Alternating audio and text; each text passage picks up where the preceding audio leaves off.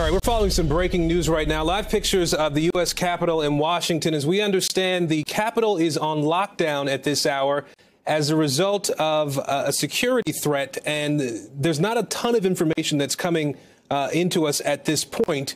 What we have learned is that there has been an external security threat, according to an alert that went out at the Capitol complex. And due to this external threat, all U.S. Capitol campus buildings have been locked down. No entry or exit permitted at this time.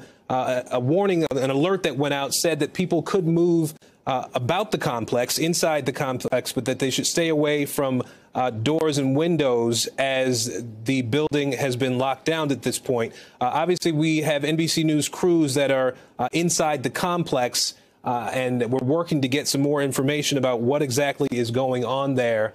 And we use the term complex because we're not just talking about the Capitol building itself that we traditionally associate, the domed building we see there, but several office buildings that are connected by tunnelways and such. The Library of Congress and the Supreme Court sit directly across the street on the backside of the Capitol building. Our White House correspondent, Monica Alba, has been watching this for us. Monica, you're there in Washington. What more have you been able to learn? From our own Capitol Hill team, of course, my colleague Leanne Caldwell, who's just down the street from me on the other end of Pennsylvania Avenue, who is confirming the Capitol complex is currently on lockdown. She's in the Russell Senate office building, so that sort of overlooks the rotunda and the dome that you're seeing there from one side. And she witnessed a helicopter landing on the east front, which is extremely unusual.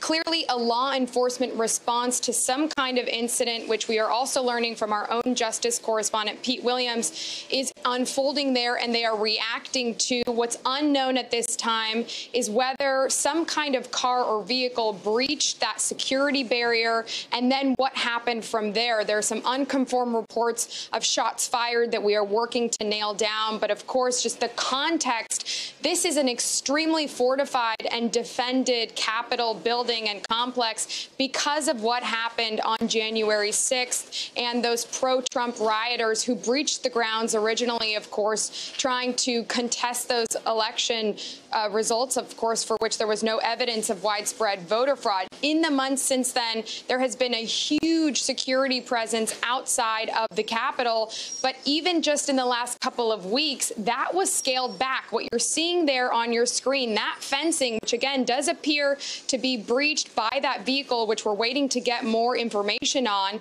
We know that there are certain people who, of course, can access the complex, journalists, lawmakers, and law enforcement. But if somebody was trying to get through with some force, that is potentially what happened here. But you see that barricade that clearly stopped that vehicle. But when we talk about this fencing, Aaron, this was something that extended much larger. A huge perimeter was established and there for a few months with thousands of National Guard protecting the Capitol complex. That was scaled down very, very recently, but you do still have this on the perimeter to ensure that nothing like this could really escalate. So we're waiting to get a lot more information. I'm told by my colleagues, again, who are just down the street here on Pennsylvania Avenue, they've been told essentially to shelter in place, not to be near any of the exteriors, and essentially to take cover and seek shelter until there's more information and until they know for sure that the security threat is over. Based on some of those images, it's possible that that already has been contained, but they're still working